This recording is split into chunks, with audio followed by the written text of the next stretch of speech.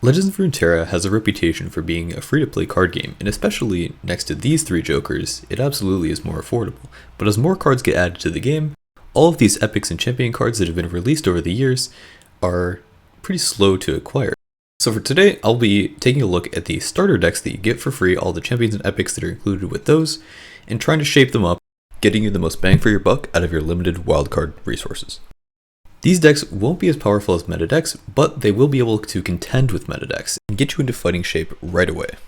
Just to prove my point that these decks can contend with meta decks, I took 3 of these decks into the Runeterra Open tournament and I went 9-1, so these decks really can get the job done.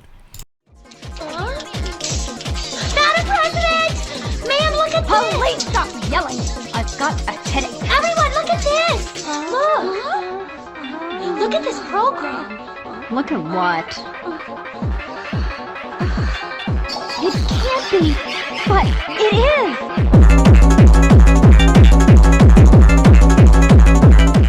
Let's start with the starter deck that's the strongest on its own merits. It's not spiders, it's not scouts, it's actually Braum Soraka. If you don't edit any of the starter decks, this one is the best. It's got a lot of long-term sustainability, big high HP regen units, Astral Protection and Battle Fury to beef up their HP in a permanent manner. It's running Overwhelms, it's running no removal at all. This is kind of the only real weakness of the deck, is that it literally doesn't play interaction. You kind of have to rely on Braum if you don't edit the deck, but this is actually a very fixable problem, and it's a very cheaply fixable problem as well, as we'll see.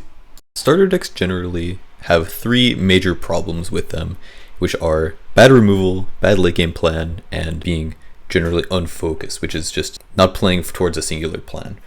Now this Braum Soraka deck is one of the only ones that actually does have like a cohesive theme to it and a real plan, and that's kind of what gives it a believability as a deck for upgrades. So let's take a look at those upgrades, shall we?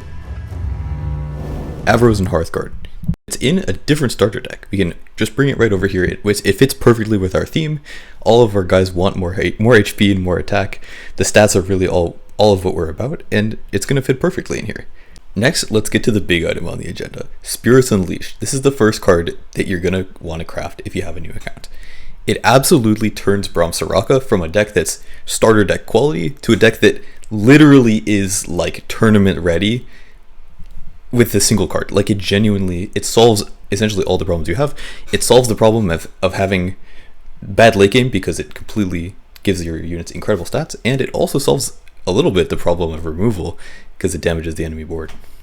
Giving +1/+1 to all of your units forever is an incredible effect, and this card is quite strong. However, it's also an effect that synergizes really nicely with the cards that you're given as a new player. For instance, Scarthane Stefan is a really great card on his own merits, but just absolutely goes bananas when you combine it with the self-damage part of the Spirits Unleashed.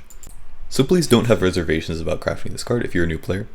But if you're watching this in the future and Spirits Unleashed has been deleted from the game, don't worry, a lot of this stuff will still apply even without the OP card. So let's move on and talk about removal. This deck is going to need some help in this department because it doesn't really pack any natively. However, you do get 1 copy of Sunburst in the Sun and Wind deck, and we can just move that right over. It's a great card in this archetype. In fact, I would even recommend crafting another. If you have the resources, make a 3rd.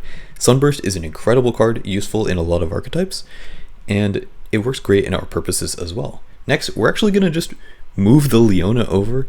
We only run 4 champions from the Braum and the Soraka. Leona can serve the same purpose as like a Vi, where it's just a challenger unit. It sometimes can make use of a stun. We're not really going to try and level her up and win through the Leona game plan, but she's just like counts as a removal. As for late game, this deck can use Spirits Unleashed to kind of solve that problem most of the way, and we can also import the Infinite Mind Splitter out of the Sun and Wind deck as well. And there we have it. Here's the ultra budget version of the deck, and also a fully upgraded version if you really like this archetype and want to continue upgrading it. Next up is Death and Spiders. This is the shell for a spider aggro deck, and it's actually pretty cheap to upgrade. However, for my ultra budget challenge, I didn't have the resources to do that entire thing, so I ended up using 2 Swains to fill in the champions.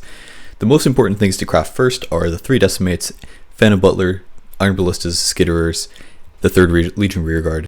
Now, I really should mention that Spider Aggro deck has not been a relevant deck in a really long time, and if you're looking for like an SI Noxus aggro, this Fearsome deck is actually a much stronger option. However, it is very cheap to make the Spider deck, and a lot of new players do opt for it. This is the version that I took to the RUNETERRA Open, and here's the full version. Keep in mind that if you have Gwens or Katarinas or Kallistas, you can just throw them in the stack and they'll do totally fine. Spells and Stealth and Mages and Mechanics are both pretty hopeless decks on their own. However, between the two of them, you have this interesting Jinx package that's actually pretty powerful, and Jinx on her own can win you games. With that in mind, there is one piece of dark technology that we can apply here using a card that we've already crafted, and that is the Spirits Unleashed. There exists a deck at the fringes of the meta that is basically Jinx Entreat Spirits Unleashed, using the Spirits Unleashed HP buff to try to put her out of range of the opponent's removal, and using the Jinx to solo carry the game. And we can make a pretty convincing imitation of this deck with very few resources committed in terms of wildcards. All we really need is Zonite Urchin, and we're basically already there. Turns out that this deck is very powerful, and it was the third deck in my lineup for the RUNETERRA Open. However, if the Swain Flock gameplay from the Mages and Mechanics deck was more your speed, here's a Swain deck that's fully optimized. Alright, time for the lightning round. Scouts, you'd need the third MF, but it can be built on a budget like this, or you can play the fully upgraded version with 3 Quint. Yasuo Leona. This one's actually pretty real, but it's pretty expensive to make since it requires 3x of both champions, 3x Sun Guardian, Windswept Hillocks, in addition to a bunch of rares. Buff and Tough. Similar to Braum Soraka in that it's a deck that you want stats on board, and it gets insanely better with 3 Spirits Unleashed. Freeze and Decay.